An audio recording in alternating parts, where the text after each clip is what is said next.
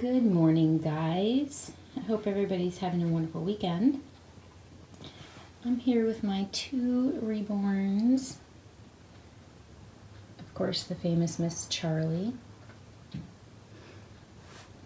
And my sweet little Niklaus. And I was thinking today, I was watching another collector's video about how we choose our reborns and such, and I was thinking about these two and Sparrow, and I was thinking about the history of my collection and the process and the desire I went through and for each one, and then who's left and who did leave, who left and who is left. And there is something in common with everybody that I have now. So this guy, he's the longest lasting one in my collection.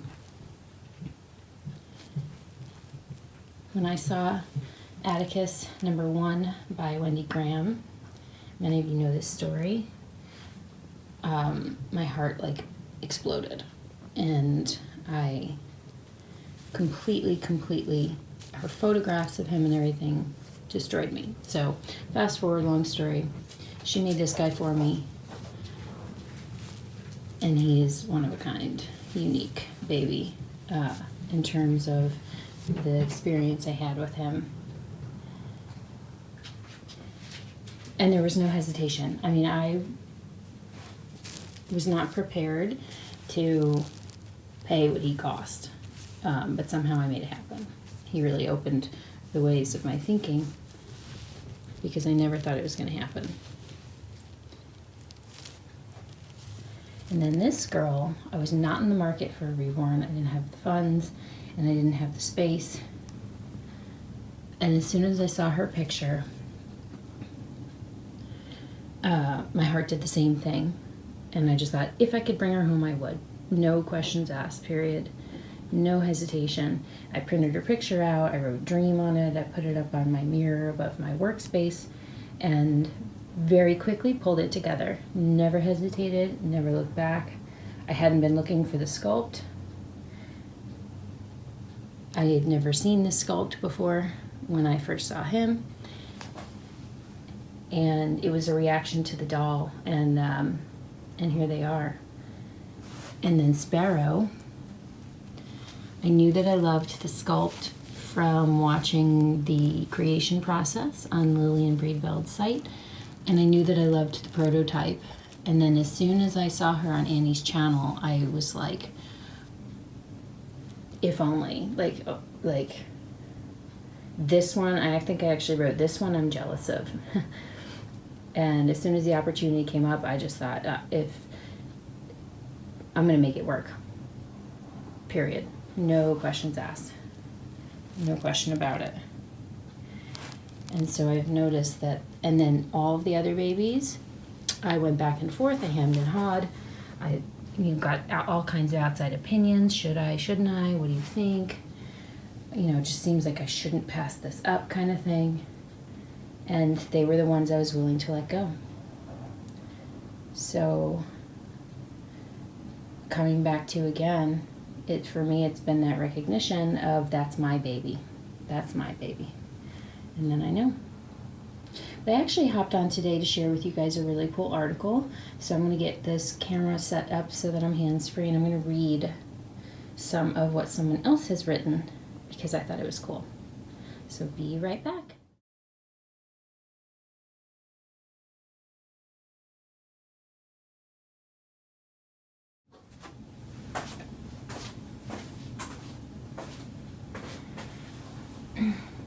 So I was just doing some searches and some scrolling on Google today, and I came across an article from June of this year, and it's called, it's in Psychology Today, and it's titled "No Shame in Adult Comfort Dolls." Subtitle is, "Who Said Transitional Objects Are Only for Children?" I'm not going to read the whole thing because It's fairly long, but I'm going to share some of the standout points. This article was written by Joseph Burgo, PhD, and he is a clinical psychologist, a psychoanalyst, and the author of Shame, Free Yourself, Find Joy, and Build True Self-Esteem. I've never heard of him before today. So I'll tell you that the article primarily focuses on, or singularizes its focus on teddy bears, and so comfort dolls. However, I think it's interesting and something that may apply to some of us. So he starts out the article and says, I don't recall the exact ages of my 3 children when they abandoned their comfort objects, Goosey, Blusa, and White Bear, but I do remember feeling it was important that they eventually do so. I always assumed that such transitional objects, as Winnicott referred to them, were appropriate for the age when children are struggling with boundaries between self and other, but that healthy maturation meant giving them up. The very word transition implies an intermediate stage between 2 others, a way station on the road to maturity. At first, infants rely entirely on their mothers for comfort. They later make use of transitional objects to evoke the mother's soothing function in her absence. And finally, they learn to self-soothe and renounce their transitional objects. That's healthy and normal, right? Apparently not. A study conducted by the hotel chain Travelodge produced some surprising statistics about the widespread use of adult comfort objects in the United Kingdom. Some 75,000 teddy bears had been left behind in 452 English hotels, and when employees of Travelodge tried to reunite the bears with their owners, they found that a great many were not owned by children. The hotel chain then surveyed 6,000 Britons about the role of teddy bears in their lives. Here's what the study found. 25% of male respondents reported they take their teddy bear with them when going away on business. Many said the bear reminds them of home and a cuddle helps them to nod off. 51% of British adults said they still have a teddy bear from their childhood, and the average teddy in Britain was 27 years old, the survey said. 1 in 10 single men surveyed in England admitted they hide their teddy bear when their girlfriends stayed over, while 14% of married men reported they hide their teddy bear when any family and friends come to visit. 15% of men versus 10% of women reported they treat their teddy as their best friend and will share their intimate secrets with their bear. 26% of male respondents stated it was quite acceptable to have a bear regardless of your age.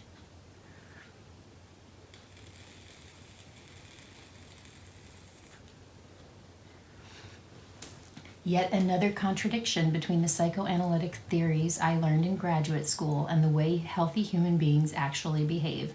Once they mature and learn to self-soothe, not all people give up their comfort objects. Some of them continue making use of their teddy bears to help them get to sleep when they're away from home, for example, or at the end of a stressful day. Despite those 26% of men who said it was acceptable to have a bear at any age, many of them nonetheless felt ashamed about having one. They stashed their own in a closet when girlfriends, friends, and other visitors came to call. I guess I'm not the only one who absorbed the message that transitional objects belong exclusively to childhood. But there's no reason why those men or anyone else should feel ashamed in this anxiety-ridden age, suffused with anger and uncertainty. All of us need to take our comfort wherever we can find it. And then it talks about an American company that is bringing adult comfort dolls out of the closet, making them available for self-soothing and to provide support as a reliable friend, even though it's an inanimate object.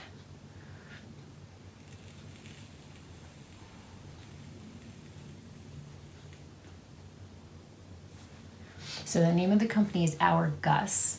Gus, and the remainder of the article looks to be an interview with one of the founders of the company named Connie Schulman.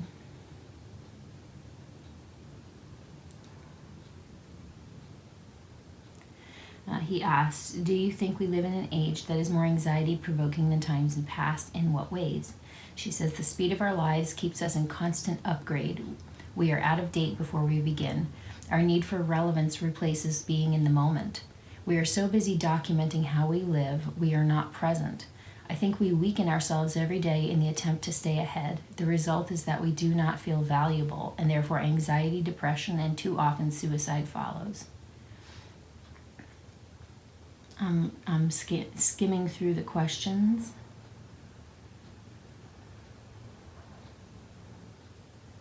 Why do you think that adults with comfort dolls secretly feel ashamed about having one? What would you tell them to relieve their shame? Shame and anxiety seem to be close relatives. Which one provokes the other? One positive of living in the contemporary age is the dialogue that more and more people are participating in about their struggles and coping skills. I am hopeful that as the conversation continues, the notion of shame somehow becomes a positive and not a hindrance to happiness.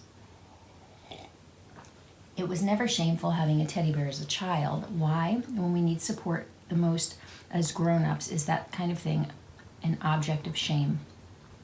Needing support is a universal feeling, and if that is shameful, then we are all on the same playing field. Carry your Gus proudly, and if you feel shame, own it. But if you aren't there yet, that is why we made the doll small, and it can support you out of sight. So I thought that was interesting. I think that it can somewhat be translated to some of us as adult doll collectors. So I know not all of us, sleep with our doll or travel with our doll. Some people who collect in this online community do. I do notice that it seems to be, even if just a byproduct, a similarity that we all carry, that there is comfort and relief from anxiety or a stressful day when we just step out of our day and look at the dolls, change their clothing, fix their hair, take photographs. And it brings you back into the moment. And I notice that. I never feel myself going, I'm going to freak out, I need a doll, and running and grabbing it. However, I do know that that for me becomes when I need to take a moment. Sometimes I need to go, step in, shut the door, look at one. And it's not that I feel, how would I explain it? It's not that I'm consciously noticing a fix to my anxiety through quote unquote playing with the dolls, but I become fully present in what I'm doing there, and just kind of swept up in the cuteness, if you will, and then I can kind of return back to the rest of my responsibilities, I guess.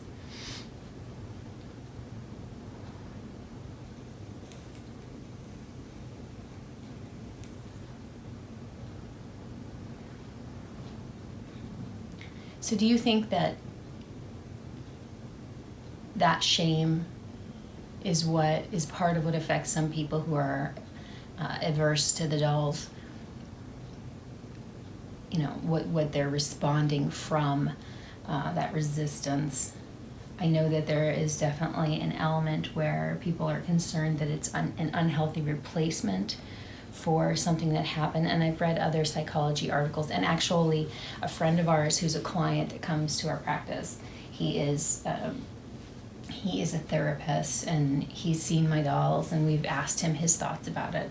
He's seen cases where the dolls are used as therapy for people who have lost a child, but both he and the article stated, that can become unhealthy if the person actually starts believing the doll is a child or becomes so attached they cannot let go. And actually there have been times where they've used the doll and then parting with the doll as a healing tool for saying goodbye to the actual loss that they had. So there's a whole nother layer, I think, and also the realism that creeps people out. There's all kinds of layers there, certainly, and I'm not trying to oversimplify, but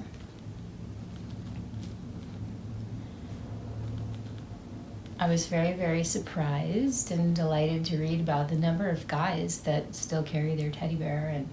And I think there is that